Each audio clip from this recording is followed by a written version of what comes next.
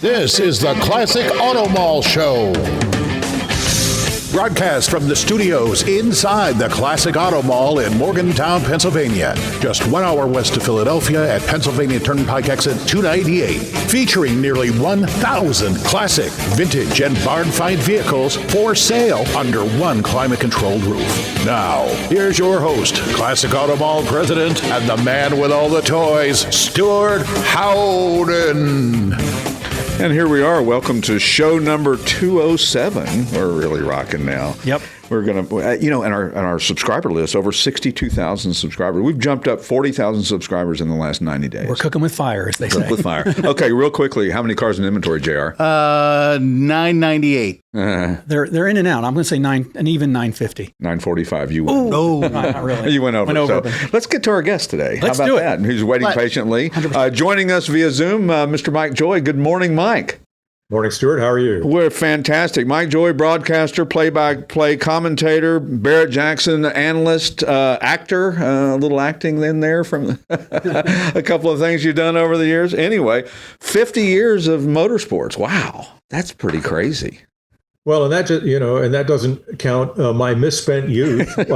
I grew up in the pages of Road and Track Car and Driver and Sports Car Graphic, and would sneak those magazines into study hall in high school and just devoured all of that. Yeah. And, dreams of Formula One and Indy, and I got there, but with a microphone instead of a helmet and a steering wheel. Sure. And you're doing a little of that as a hobby now. So that kind of makes up for the years of, wanting to do it, but not really figuring out a way to do it.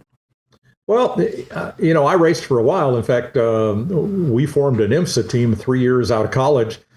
We didn't know how broke we were, and we didn't know how short-lived that would be. But sure.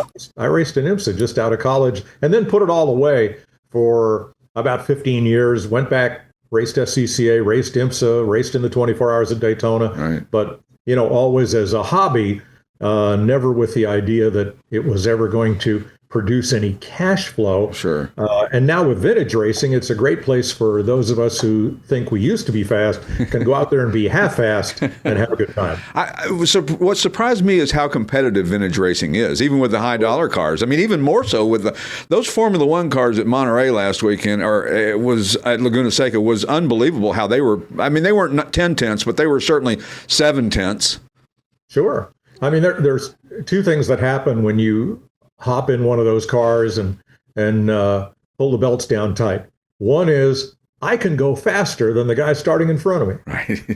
And the other is with these older race cars, the years melt away. Right. I climbed in an IROC Firebird at Laguna Seca, and suddenly I was 25 again. Exactly. And then trying to climb out of it, I realized, oh my God, no, I'm not.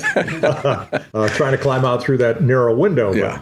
All in good fun. Yeah, absolutely. Well, the IROC display and also races seem to be as popular as anything out there. I mean, obviously, the given was that Jeff Gordon was there and Danny Sullivan was there, and you just keep naming off names. Scott Pruitt, our buddy, and was all there. But it seemed to be a very popular aspect of that event. Well, vintage racing runs the gamut from about, I think the oldest car there was 1911. Right. A car that participated in the first Indy 500. And the newest cars there were in the 25 to 2010 range. Right. So IROC, which began in 1973 with Porsches, 2 of which were there. Right. And continued all the way through 2006. Camaros, then Dodge Avengers, then Dodge Daytonas, then Firebirds. Right. So everybody who came to Monterey remembered IROC. That makes sense. The big attraction was not only that, and not only that it was the first time that all 7 generations of IROC cars had been on track together at one time, thanks to Ray Evernham and Rob Kaufman, who resurrecting the IROC brand and trademarks and maybe even the events. Sure. But the original drivers were there to drive them. Yeah, that was so cool. That was really the coolest part. Yeah, absolutely. And the fact that they drove to the Quail on city streets with a police escort, I wish I could have seen that. That would have been fun in its own right to experience. Well, we did see it. My son and I were driving back from the Quail. We kind of timed that so that we would cross the cars going. And as Bobby Labonte told me, We didn't have speedometers in those race cars, he says, but we were going at a pretty good clip, thanks to the California Highway Patrol leading them over and back. That's an annual feature of Laguna Seca Car Week. Right. Is that Friday at noon, one select group of race cars gets invited to go up and over the Laurelus grade, which is 5.5 miles with 30 turns. Wow.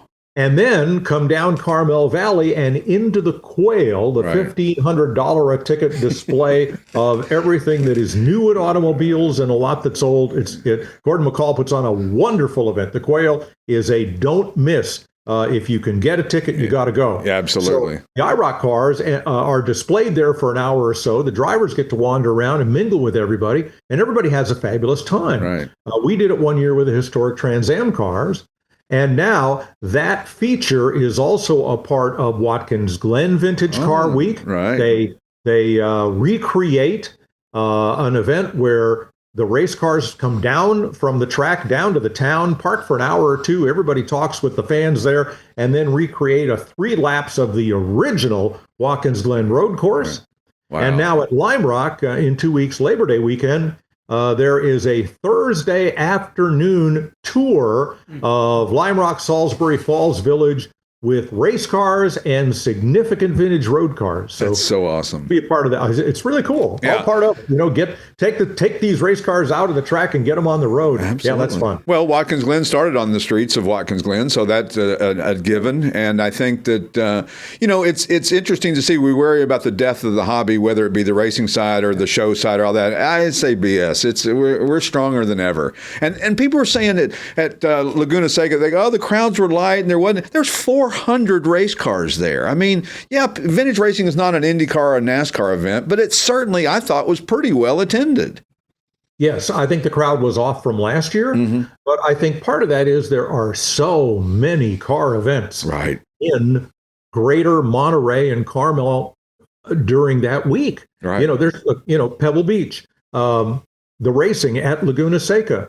There's the Festorics for BMW. There's an event for Porsche only. Right. There's an event there's a Wednesday night concourse for cars under 1,500 cc's only. Right. There's a Grassroots Motorsports welcome party on Tuesday.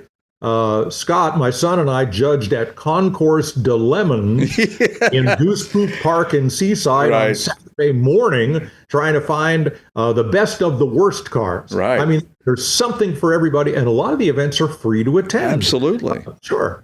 Yeah, we didn't do the lemons, and we're going to. We went by Doty's lot, though, the guy who supplies a lot of the lemons cars. It's got the car lot down in Monterey, and that was the craziest, freakiest thing you've ever seen in your life. And then, but like you said, there's always events going on. There's a few that we'll take off our list that we went to this year that we're going to add the Quail because everybody says you got to do that. But just sitting on any street in Carmel by the Sea and watching these Porsches and BMWs and Lamborghinis and Ferraris, and I just want the spent fuel that was burning up, pop, pop, pop, pop, pop, we heard all night. At $6.18 a gallon when we filled up at San Francisco Airport, we'd take all the fuel we can get.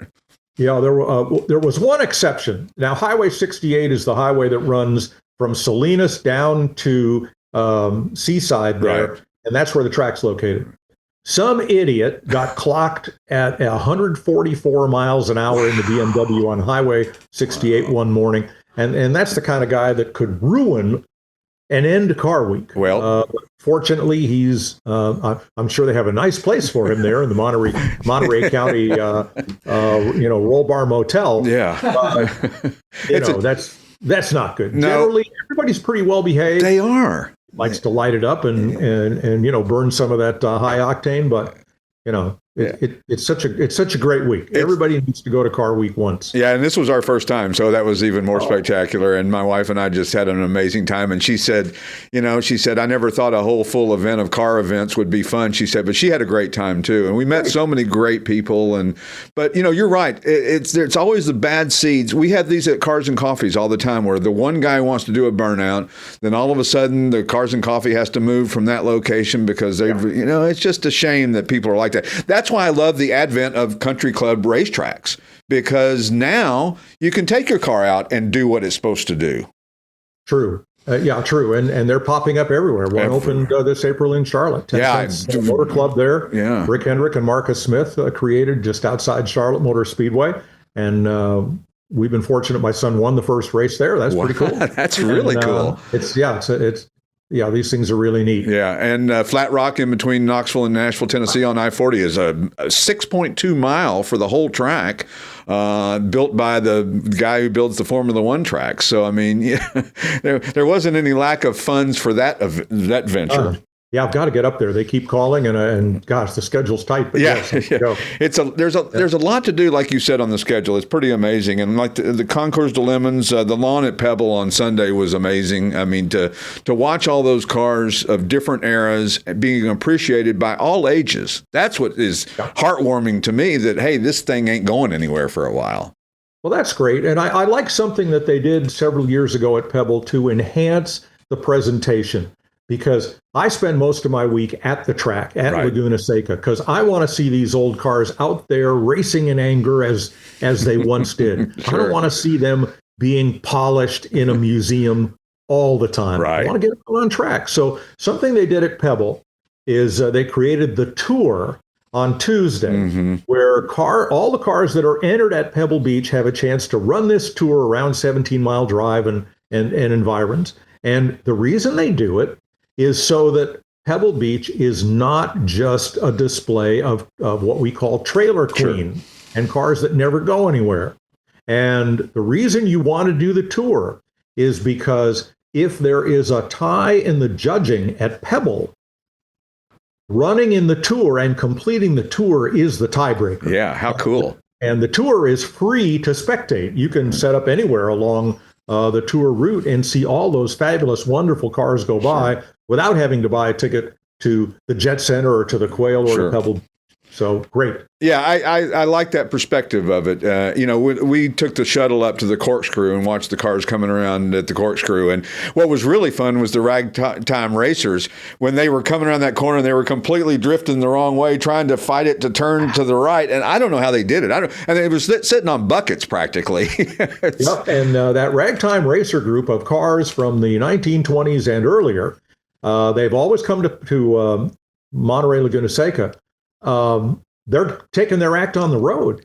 And Labor Day weekend this year, they're going to be at Lime Rock. That's and awesome. Part of Vintage Festival 43. Brian Blaine and his whole group is coming east to be part of Lime Rock. So anybody who is watching this and is in the area Labor Day weekend, come on to Lime Rock, see another great vintage sports car racing event and see these ragtime racers. Yeah. They're so cool. Yeah, it is certainly universally loved by everyone that seems to watch them. And, I love, you talk about your vintage racing and you all do I guess you and your son do a bunch of different variations, but also you're part of the Trans Am series as well, too. And I love, there was a quote from you somewhere that said, how cool is it that I get to race against Mark Donohue, Sam Posey, Parnelli Jones, all these guys, even though it's not them, but it feels like it's them. And it feels like you're racing against them in that period. That's got to be such a gratifying experience.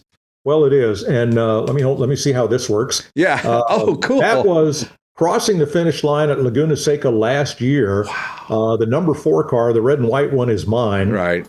And the number 17 is my son Scott's. Wow. And we came across 2 abreast. Usually he's half a lap in front of me and I can't even find him. But he drifted back to play. And we just have a great time. But the great thing about Historic Trans Am, and I can't tip the announcement, but there is a good chance Historic Trans Am is coming back to Lime Rock next Labor Day and Watkins Glen the week after. A rare East Coast trip for those cars that are all based on the West Coast.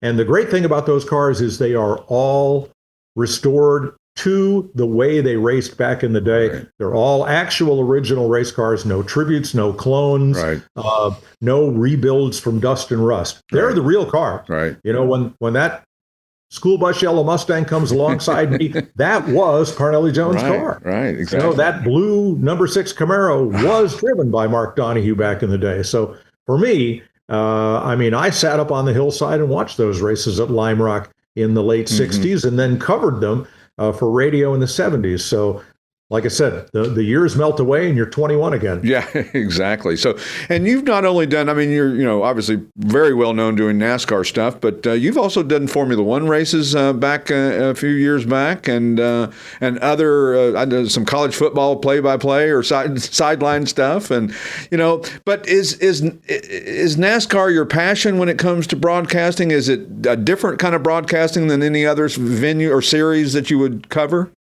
It is very different, especially with the changes that have been made with stage racing and the win and you're in playoff format. Right. The sport has really evolved in a direction that not every longtime fan really appreciates, but hoping to build an audience of younger fans who, let's say, just don't want to watch cars going around in circles for 4 hours and trying to figure that out. Though the races are most all of them are a good bit shorter now. Sure. But NASCAR is the most popular series in the United States in terms of viewership. The Indy 500 and the Daytona 500 annually vie for the top rating. Mm-hmm. And now that Fox has IndyCar, that's kind of changed the whole dynamic at our network, where we have the first 12 NASCAR races each year, including the Daytona 500 and all of the IndyCar series. Right. It's it's big business, but it's also still great racing.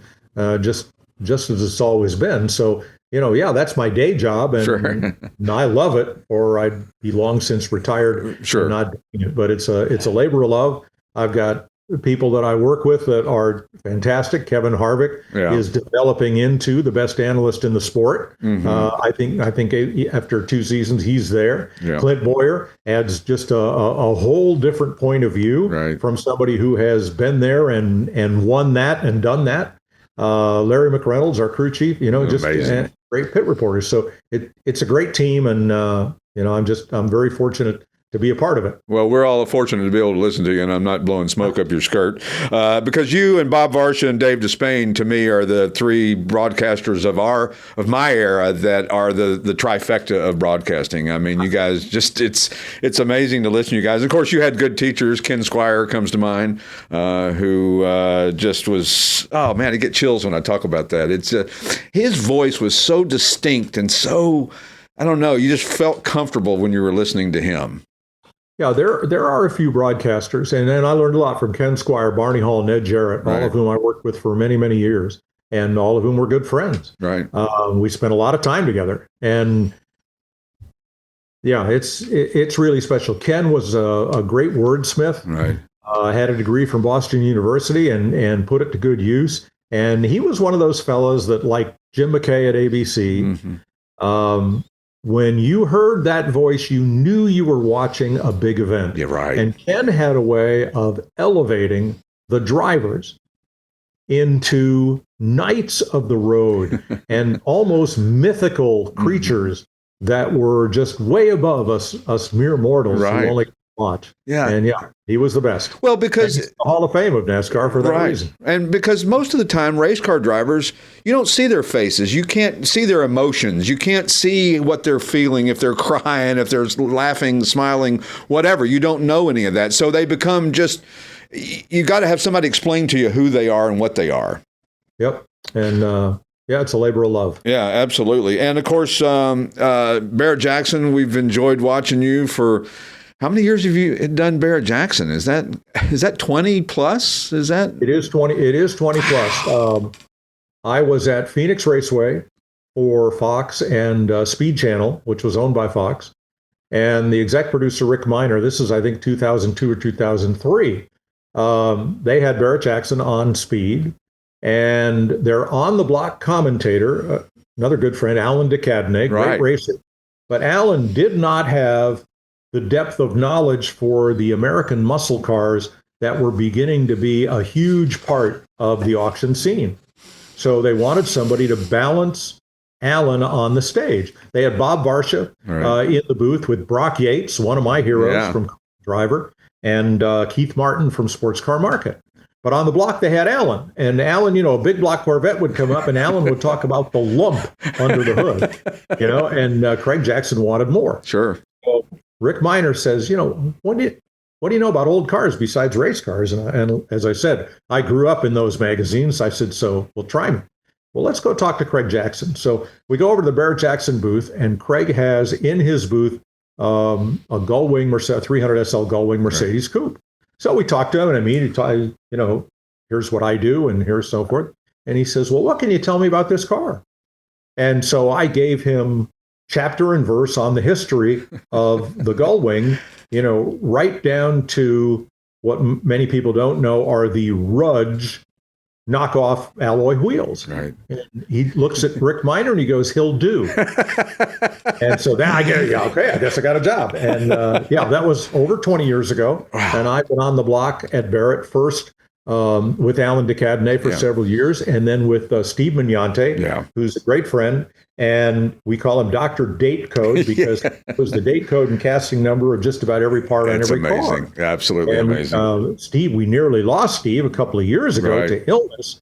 He spent 5 months in the hospital, but he is now 97% recovered, and he's going to be back with us in Scottsdale in January. That's fantastic. And I understand. Really thrilled about that. And now Tyler Hoover, a younger voice from the YouTube generation, Hoovy's Garage.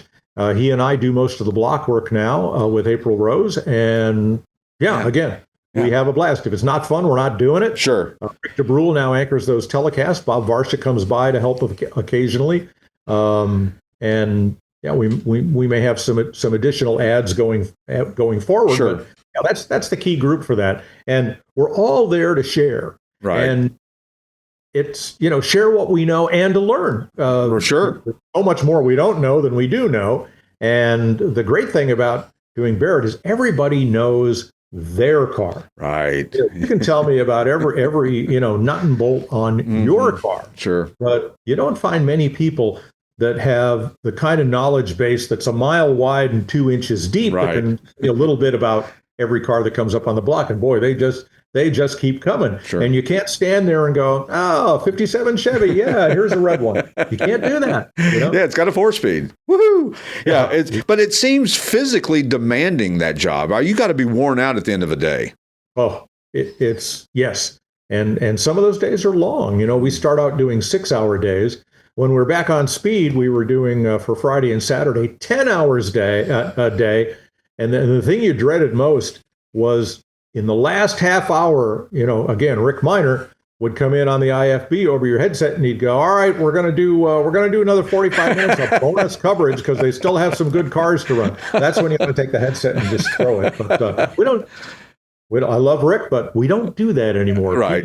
And guides that ship now, he and Sully, and no more bonus coverage. Yeah, well, because to do it properly, you've got to have a definitive knowledge of how much longer you have going forward. And you can't, kind of use all your energy and then run out of gas at, 10 minutes left, right? So there's a great line about that from Mark Gelman, longtime auctioneer. Yeah, I know Mark. At Barrett-Jackson. He's kind of from the area there. And Mark says, he said, the new auctioneers, the new bidder assistants, they come in and and everybody grabs the auction catalog. Right. And the new guys, they're looking for the list of everybody and their picture. They want to see if their picture's in the catalog. He said, the veterans want to know the number of the last car. All right, when are we done? We're focusing on 212. That's it. Where's the end of the runway? Well, that reminded me for whatever reason that you go into the Napa parts store and the young kids working the computer and you say, I need a distributor for XYZ, and we don't have that. And the old guy says, hold on a second. We got that. It's in the back. We're going to go. We'll show you where it is.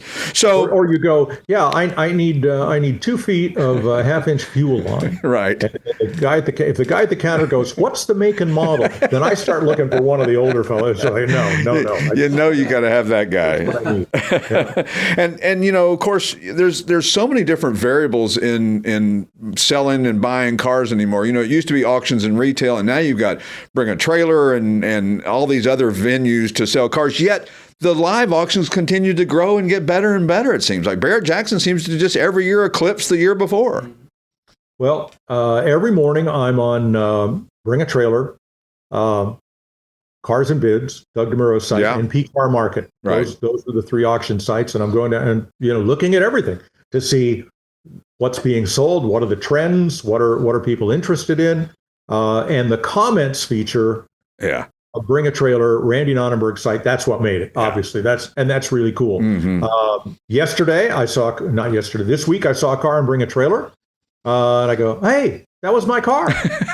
I have a list of serial, I have a database of serial numbers of cars that I've and commented about it. What I knew, what the mileage was when I bought it, what it was when I sold it, and that kind of helped add to it. I bought and sold online, and it's a very seamless process. Usually, right, you do deal with some amateur sellers that sometimes they need to be guided about anyway. But in person, you get to see the car, you get to talk to the consignor, you get to look at it for witness marks of squeaks and look for leaks and really get a good sense of what you're buying. Right. When you go to one of these name brand auctions like Barrett-Jackson, they're good at two things. They're good at bringing good quality cars and consigners. And because of that, they're good at bringing lots of bidders. Right. And the auction experience is very, very important. And yes, there's a commission to be paid on both sides of the sale. But for a lot of people and a lot of special cars, you want to sell that car in person and you want to put it in front of the biggest audience possible. Right. A newer car like 911 Porsche STs right now, which were made in 2023, and they're now going for double sticker price in the online market and the online auctions. There's one that closes at Bring a Trailer today. The sticker price was $350. It's at $605 right now. It's probably going to close in the 700s. Wow. Well, everybody knows what that car is. And with 1,500 miles on it, everybody knows what it ought to be. Right. You probably don't need to see that car in person. Exactly. You can get with confidence online. Right. But a Jeff Hayes Corvette that has been rebuilt and resto-modded to where it's now a $900,000 car at Barrett-Jackson in January. Right. When you see that car in person, you see the quality of the work. You talk to Jeff about how it went together, about the choices he made, about what he put into that car. And absolutely, there's value to being there to bid and buy, and there's value there to being there as a seller and educating the people about your car and the special things about it. Sure. Well, it's being a successful Concours participant is a good story behind the car, and standing with your car and saying, hey, this was owned by so-and-so, and this was this. And to your point about Bring a Trailer, for you to be able to go on there and comment about the ownership of that car just adds to the legitimacy of that car and the provenance of that car, which creates value. Yes, absolutely. And sometimes it'll hurt an unknowing seller. Right. I love MGs. I have MG midgets. They're like potato chips. You can't have one. They just keep coming. They just had a bunch of them. Right. Well, they went on there, and it was advertised as a 1964, and it was or 63 or 4, and it was very clear that it had a 76 to 80 tub chassis. Right. And other changes and so forth. And so the VIN really wasn't anywhere close to what was in it. Right. And enough commenters kind of educated everybody to that point where they took the auction down and then rewrote the whole description, got with the consignor, explained to him what he had, what he didn't have in the auction. Then it came back and it was a successful sale. Sure. But that's all because of the commenters and the knowledge base of all those people that know their car and can't wait to share that information. Sure. And most of it's correct. Right. Well, these regional sales, a lot of times a guy will buy a car and there's not the due diligence by the auction house. They're just putting them out there. Here's 250 cars we're going to run today. And sometimes the guys don't even know what size engine they have in their car. They don't know if it's a 327 or it's a 350 or a 3 whatever. And this is the owner. And then so it goes to the new guy and he doesn't know. And when they consign him with us, you'll ask him, well, tell me about your car. Well, it's red and it's got a 4-speed. Okay, well. And in a lot of those cases, Stewart, those are cars that people have inherited. It was their dad's car maybe. Sure. Or it was something that was bought on a whim without doing the due diligence. And I get a lot of calls, and I'm sure you do too, from the kids and grandkids of people who have passed. And what do we do with this car? Right. Usually the sons and daughters want to keep it because they rode in that car with their dad. And it's part of their link, to their family heritage. And they'll keep it a while. and then it's like, we don't really have room for this, or we don't drive it often enough, or whatever. Well, good. Let's find out all we can about it and give it a new life. Right. But I find the grandkids, they don't know anything about it. They don't want to know anything about it. They want it to find a new home. And that's okay too. Sure. Because they're buyers for all those cars. Well, and it's funny because the emotion level is, if it's the wife of a gentleman, then the emotion level of the cars is it was part of the family. If it's the children, it's part of the family, but it's not quite as emotional. And then the grandkids, as you said, there's no interest whatsoever. But it's interesting to see, because I think what propels this hobby and the sales process of it is that an auction is great for so many things. A Jeff Hayes Corvette at auction is the absolute best place for that. I mean, those cars, I don't know, they're off the charts crazy. But a lady to take her husband's collection of 10 mid-50s Chevy Bel Airs to an auction one after another can be gut-wrenching for a lady like that. And that's certainly, an interesting aspect of the hobby and the sales process, and therefore feeds dealers like us to be able to have inventory to sell as well, too.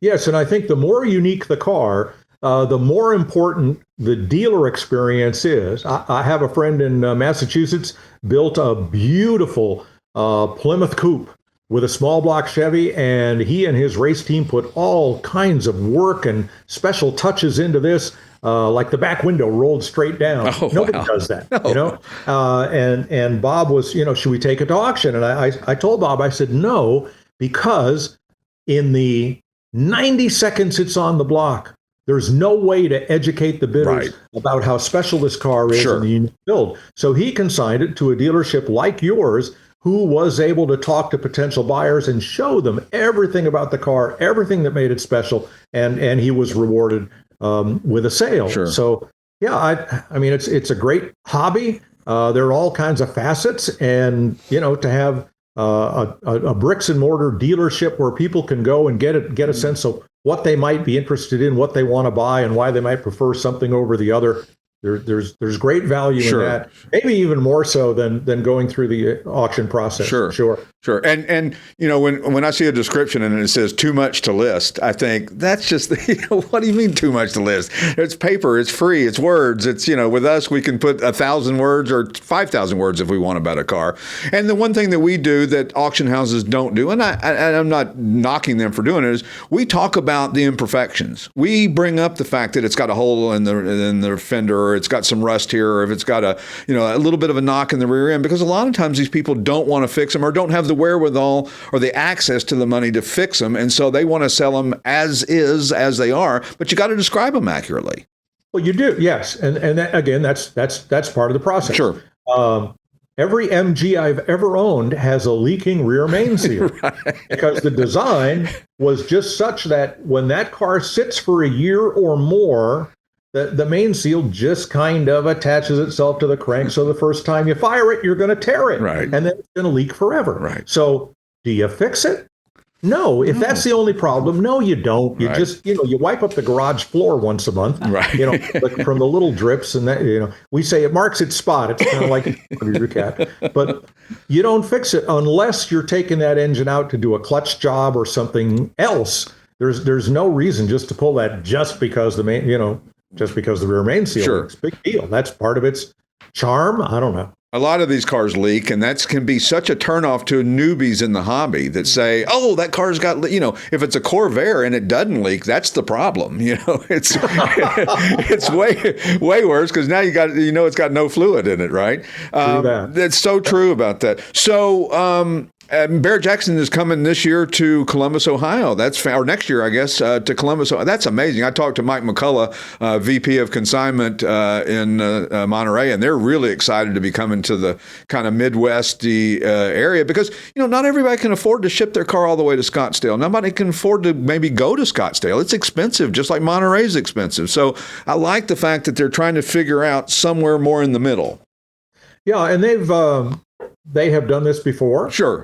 Had auctions in different cities. Let's see, been to Southern Connecticut. They've been to New Orleans. They've been to Las Vegas. And apparently they have done their research and decided that the number of car enthusiasts within driving distance or an easy flight to Columbus is going to work. So yeah, I'm excited about going there and seeing how that works out for the first time. Absolutely. I think it's mid to late June. Yeah, I think so. And it's amazing. We watch the contest on picking the winning bid on a car that these guys do, and in a Barrett-Jackson auction is it's a volatile environment. A car that might be worth $50,000 might get two guys against it and go to $70,000. Or one of these customs like Jeff Hayes Corvettes. Everybody thinks it's going to go for $400 and it goes for $700 or more.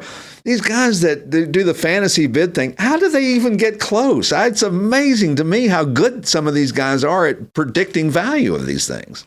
There's one fellow who nailed it. And what did he win? Won a Dodge Charger. Yeah. Dodge Yeah. And first off, he attended all the auctions. Right. So he looked at the cars very closely and tried to get a sense of what similar cars were going for in the room. Because as you know, now as a classic car dealer, right, you only need one person to make a sale. That's right. But when you come to an auction, you need two committed bidders to really ring the bell. That's every consignor's dream, as you get bidders who refuse to lose. We used to see Rick Hendrick and John Staluppi fighting.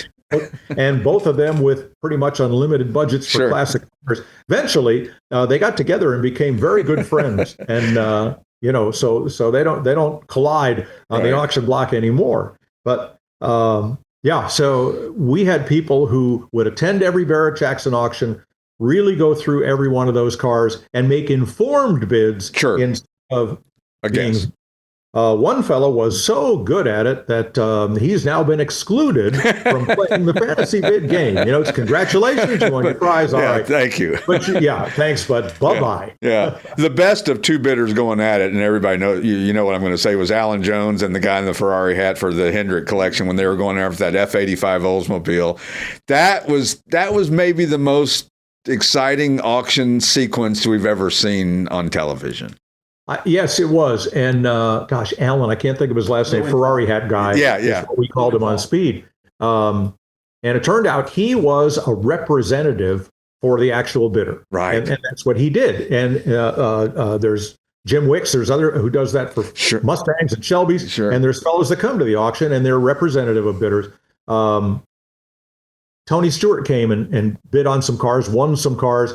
But the second time he came from Barrett-Jackson, he thought when he was on the stage bidding that people were running him up. Hey, Tony Stewart, he can pay whatever he wants for this car. Let's make it big. Right. And so then when Tony wanted to buy at the next Barrett-Jackson, he used someone nobody would recognize. To place the bids for him. I get that. I mean, absolutely, I totally understand this. But yeah, Ferrari hat guy, he was.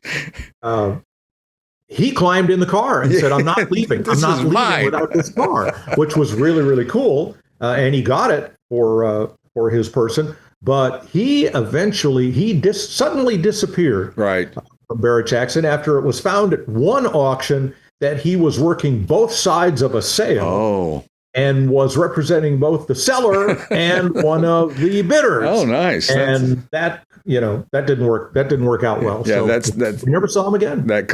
He's disappeared into the witness protection program or something. But there are some great personalities. Dave Ressler was a Corvette dealer in Montana, and Dave would bring all kinds of great GM cars, and he would always wear a sport coat the color of the car. And as the bidding got up, he'd twirl that sport coat up in the air, and then he'd toss it in the car. It would go with the car, and that was so his fantastic. Signature move. Yeah. So you got great cars, you got great characters. Yeah, Ron Pratt. Yeah, Ron Pratt was the same way. Pratt. What a steel face guy.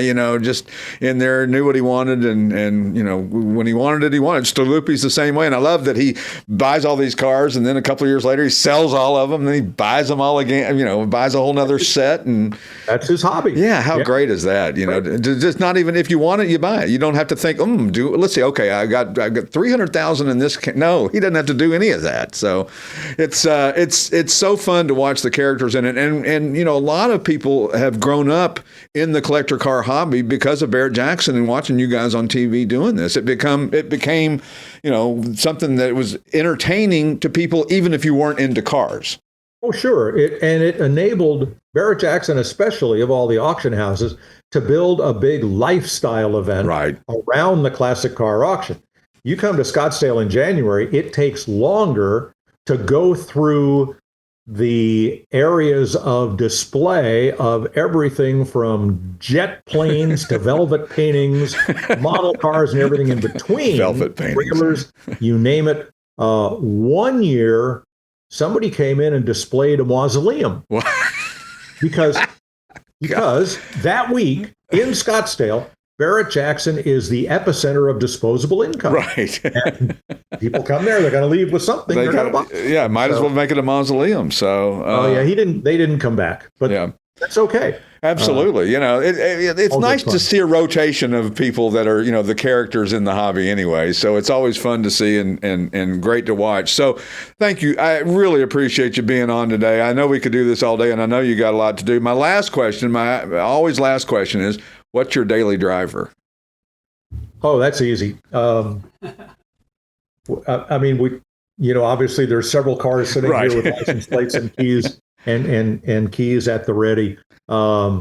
Depending on the weather, right? If it's top-down weather, Porsche Boxster GTS, probably I think the best driving car Porsche makes. Right. Plenty of power, wonderful, amazing handling. Great car with a 4.06. If it's not top-down weather, and I'm looking outside, and it's not today, I have an Audi RS6 Avant. Oh, how cool! Because everybody needs a 500-plus horsepower station wagon. Of course. My brother and I grew up in the back of a station wagon on long trips with my folks. It's so cool. People look and they go, oh, yeah, there's a wagon. And then they go, wow, those wheels are awful big. Oh my God, those brakes are huge. Those tires are, how much power does this thing have? And they're all blown away. Absolutely. And, Audi, to me, that is, the ultimate car. If I had to downsize to a car, it would be that RS6. Did you happen to see the Vista Cruiser 442 clone station wagon at Laguna Seca this past weekend? They had a ice blue Vista Cruiser station wagon with the 442 badges and stripes on it. It belongs to Joe Golden out of Ukiah, California. It was parked right there at the Edelbrock Big Red trailer, which Joe also owns. He and his son Connor race historic Trans Am cars with us. Right. And that car, the hood, the Ram Air hood, could be optioned on that station wagon. Really? And it was. Wow. Now, you couldn't get the whole 442 W30 package and suspension, but you could get the big engine and the hood. And it is a Vista Cruiser. It's in that nice light metallic blue. And of all of our Trans Am cars in Trans Am Alley, that wagon, it's a 71 or 2. Right. 3-seat wagon, 9-passenger wagon. That was the most photographed car in the whole aisle all week. I told Joe before the event opened to the public, if you ever decide to part, please call me first. Absolutely. Yes, I love it. I do too. It was one of my favorite cars out there for a lot of weird reasons. But anyway, Mike Joy, thank you so much for being on the show. We'll hope to see you at one of the events coming up soon. And take care, and we'll enjoy watching you on the television over the next few years, we hope. Yeah, thanks, Stewart. We'll be at this weekend. We're at Sonoma with the Shelby Convention. Yep. And Labor Day weekend, we're at Lime Rock for Vintage Festival 43, which is an annual for us. Then in October, we'll be at Barrett-Jackson Scottsdale, and then in January in Scottsdale, and then early February, it's NASCAR season again. Absolutely. So plenty to do. Thanks. Thanks a lot. Mike Joy, everybody. Thanks for being on the show, Mike. Whether you want to buy or sell a classic, collectible, or special interest vehicle, you need to visit the Classic Auto Mall website for more information. If you're looking to buy, you can easily search our inventory of more than 1,000 vehicles on the web at classicautomall.com. And we're back with the Classic Auto Mall show from the Classic Auto Mall studio, Morgantown, Pennsylvania. Mike Joy. How about that? He's a knowledge base. Awesome. Like that. That's, you got to take a guy like that and sit him down for about a week straight and just get all the knowledge you can get out of his brain until you see that it's gone to empty. Yeah. Because I don't know if it ever will. I don't think it ever will. I mean, just the knowledge that he has about everything that he talks about, no matter what you ask him about. And you got to understand, people, we don't send notes ahead of time to people to say, this is what we're going to talk about. Right. We're winging it up here. We're just, and he's not showing off. He just knows it. He just knows it. He's not like, hey, look at me. I know that this is that's a 3/4 inch, blah, blah, blah. No. no, it's just factual knowledge. And when you ask him a question, he goes, oh, yeah, like the Vista Cruiser, well, I got something cool that you don't know about. He knew the paint code for it. I'm like, hey. So fantastic. Thank you, Judy Stropus, for getting us all these wonderful guests. She's amazing and couldn't do it without her. So new arrivals this week. Oh, no. You know what I didn't print out? What? Where we sold cars this past 2 weeks. Oh, my goodness. So next one will be 3 weeks. So that'll be our whole show, pretty much, or at least segment 2. We can categorize it in states, by state. Yeah, as I flubbed the state, Emo, Pennsylvania, or Emas, or whatever it is. So Emmaus. Yeah, there you go. That's two for two. Thanks a lot. Appreciate that. New arrivals, how about that? 1966 Ford Mustang hardtop, Raven black over black and white. A little Shelby influence. Rebuilt 289 cubic inch 4-barrel V8, C4 automatic, 98,000 actual miles, Willwood disc brakes. Those Willwood disc brakes, man, they must be selling a ton of those. Right. They are on They're on everything. Yeah. It's crazy. Another new arrival, another station wagon, as we were just talking about station wagons. 1989 Ford LTD Crown Victoria station wagon, twilight blue metallic over shadow blue, 59,000 actual miles, long-term ownership. Deluxe Marty report. Didn't know you could get that for an 89 wagon. It says Ford on it. 5-liter V8. Yeah, sure. Towing package, 4-speed automatic. Another new arrival, the 1965 Plymouth Belvedere 2, two-door hardtop, ebony over black. Ooh, this has got a rebuilt 440 cubic inch V8. Baby. Ooh, baby. That thing will go because it's lightweight relative for the time. Yeah, it was. Small car. 3-speed automatic, sinister good looks, and Mopar police wheels. So it gives it that authoritarian look to it. That's right. How about the 1994 Pontiac Firebird Trans Am 25th Anniversary Coupe? Beautiful. White over white and black, one of 2,000 built. All stock and original, this car is. 5.7-liter LT1 V8. Man, I love that. That's just a great engine. Yeah. It really is. Yeah, and the anniversary TAs don't last long here. They do not last long. 4-speed automatic, T-tops. This is a rare bird. Another Ford, Crown Victoria, the 1956 Ford Crown Victoria Skyliner. Fiesta red and colonial white over red and white. 312 cubic inch 4-barrel V8. Ford-O-Matic, not like to be mistaken for the Veg-O-Matic. It's got an AC. It's got AC, power steering and brakes, very well restored. Remember when classic cars, the number one question for a while was, does it have power steering and power brakes? And we don't quite get that as much. Either people are able to ascertain that by seeing it in the photographs and maybe they didn't know what to look for in the past, or it doesn't matter as much. I don't know, but it's funny. It doesn't come up as often as it used to come up. So, and last but not least, the 1972 Dodge Challenger hardtop, Panther Pink. It is. Over black. One of none. Yeah. So it has no comparables in life, That's right? 360 cubic inch Magnum V8, torque flight automatic, timeless design. It really is. It's very, very, very, very cool car. So that's some of our new arrivals this week. Go on our website, classicautomall.com. Don't forget, we've got an auction coming up September the 19th. Do we? We do. Pray tell. I think you're about done with the descriptions, aren't you? Pretty close. Pretty darn close. Yep.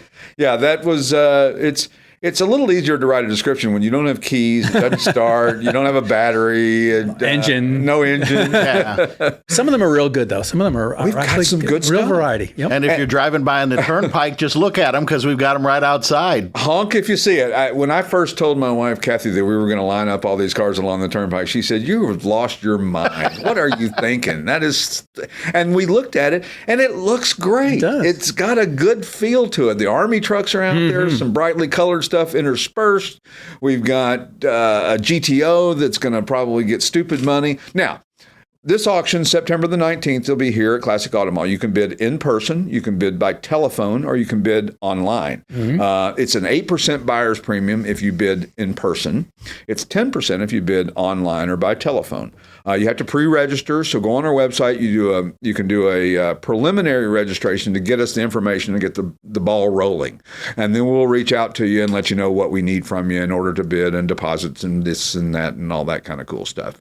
We'll be on our website. You can see the inventory, classicautomall.com. Go to the auction tab. You can go on Proxy Bid and see our inventory, and you can also go on Bid Wrangler under IROC Auctions and see it there as well too. So there's a lot of places to see. Plus the ads we're running. Plus we've got flyers out and all this. And so social media. and social media. Yep.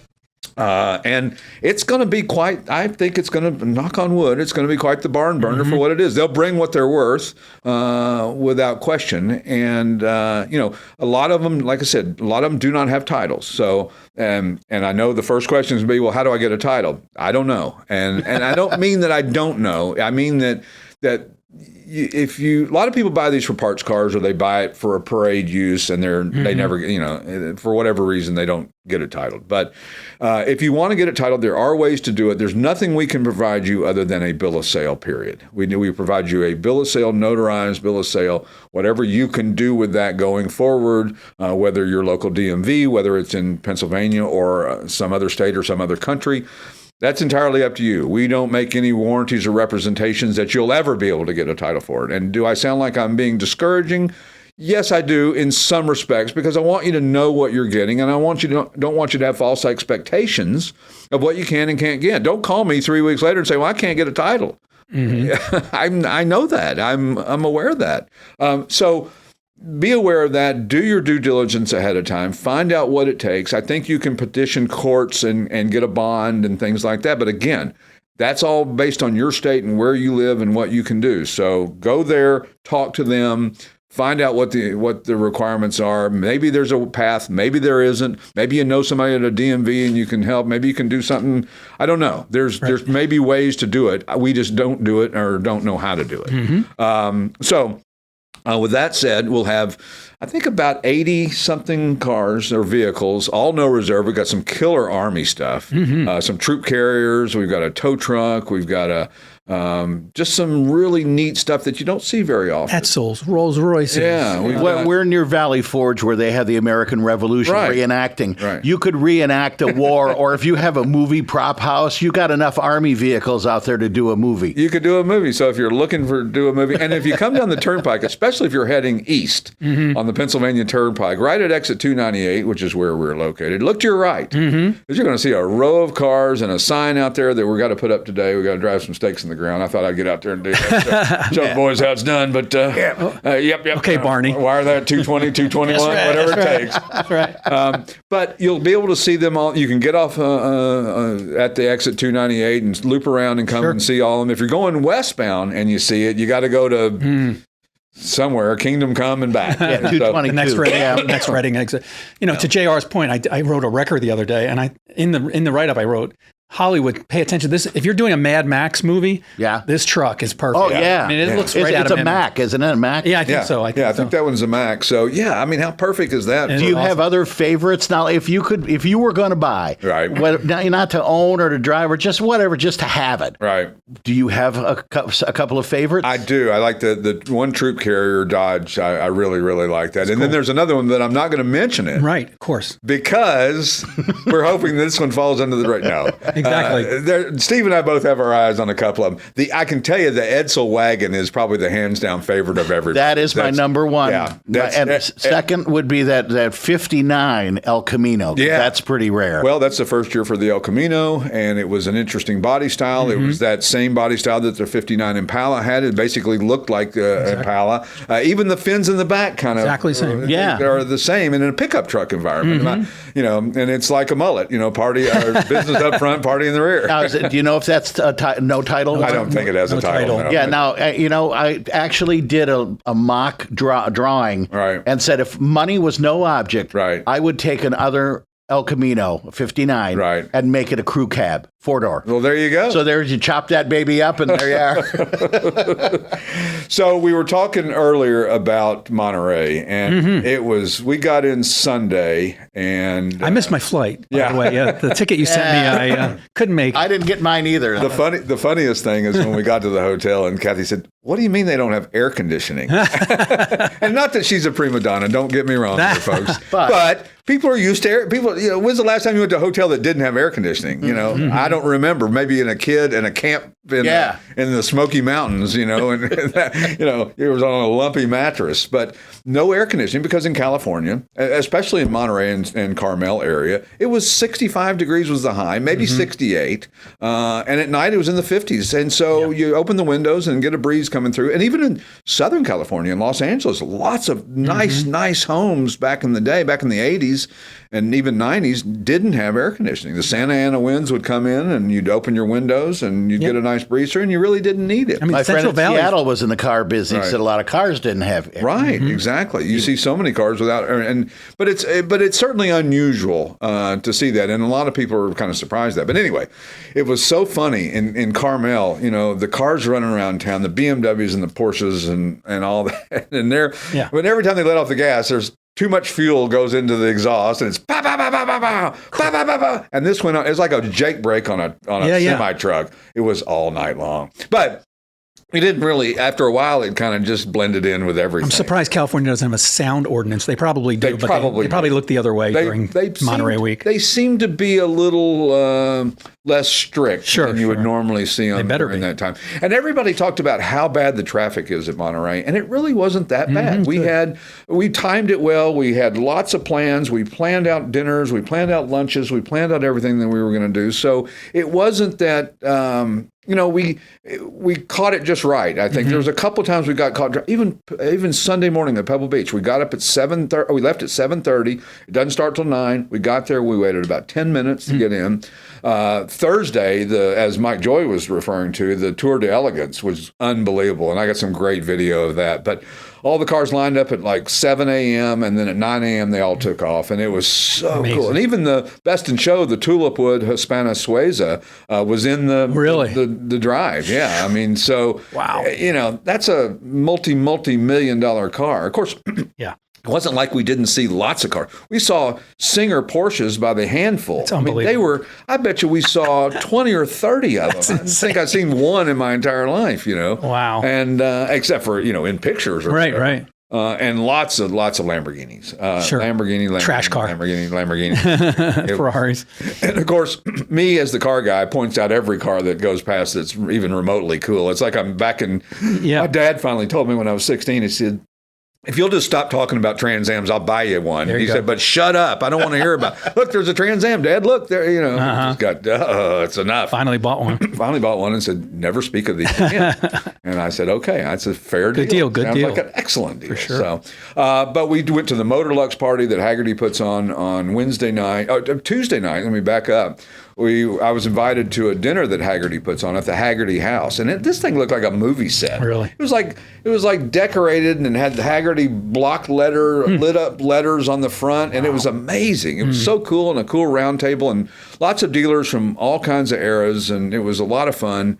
And it was one of those things that you don't get to do very often. Get together with like-minded people and talk about what's going on in the hobby, issues that you're having, things that are working, things that aren't working. You don't have to give away trade secrets. You just got to talk in general terms about stuff. Sure. And so it was a lot of fun to do that, and got to see our buddy Scott Pruitt, who was running in the IROC series, and I think it was a Dodge Daytona he was running. I don't even remember now. I heard half the people at Monterey were former guests of the Classic Auto Mall show. It seemed to be. We ran into lots of people that had been on the show, and Pebble Beach Sunday was packed. I mean, I don't think I've seen it in pictures before, and it never looked like there was that many people there. The line to buy merchandise was over 45 minutes just to buy a T-shirt. Wow. So. Amazing. Yeah, I saw some videos already up on YouTube, and you can see the crowds of people. It looked like, big show. Well, and you think about that, the cheapest ticket was $500. So you start doing the math and parking and, the whatever other things that you can do while you're there. But it was overload in a good way. It wasn't overwhelming overload because we knew what we were doing. And we know next time there's some things that we won't do, and we'll add some things that we did do. And you're seasoned. And, you learn a little bit about it, about how to make it work best for you and what events are. I mean, the car shows themselves are great, but you could sit on any city street on a folding chair. Right. And see, every kind of car you can ever imagine. It's amazing. Veyrons and Chirons at the gas station, 11 o'clock at night, getting gas. And a lot of people do that. They just go up there and hang out. And I think people actually ship their cars from other parts of the world just to drive around while they're out there, which makes sense. Absolutely. And next time I will certainly buy ship stuff home. Yeah. Oh, because you get so many books and magazines and swag and all. Oh, that's the one I wanted to ask Mike Joy is how much Fox swag does he have? on TNN and CBS. And Speed Vision and Speed Vision and all the others. So, but we had a great time out there. We met a lot of wonderful people. It was funny looking at all the transporters lined up that were hauling the cars out there, whether it's auction cars or concours cars or whatever. And there was just rows and rows and rows of car haulers. Amazing. And they had all kinds of things in the, you just wander around the corner and there would be parked on the street a Mercedes-Benz Gullwing, just parked on the side of the road, like, it's $1.5 million minimum car. Yeah, exactly. It's the ultimate car event, I think. Yeah, it really is. And you're seeing a little bit of a younger skew towards the people running around town. You're seeing some of the tuner cars there, which is great. I mean, listen, it is what it is. Laguna Seca, as I said, was amazing. The corkscrew, we went all the way up there. It was 10 degrees cooler up there watching the race and watching those cars come off that corkscrew. If you've never seen it, Google it. Excuse me. I know I'm supposed to use my cough button. We were up there and it was nice and cool and breezy, and the temperature was perfect. I mean, it really turned out to be a really fun trip, and every day that we were there, my wife and I said at the end of the day, if we went home today, we would consider it a successful trip. That was from day one. That's awesome. On. So we hope to do it again next year, and if you haven't done it, do it.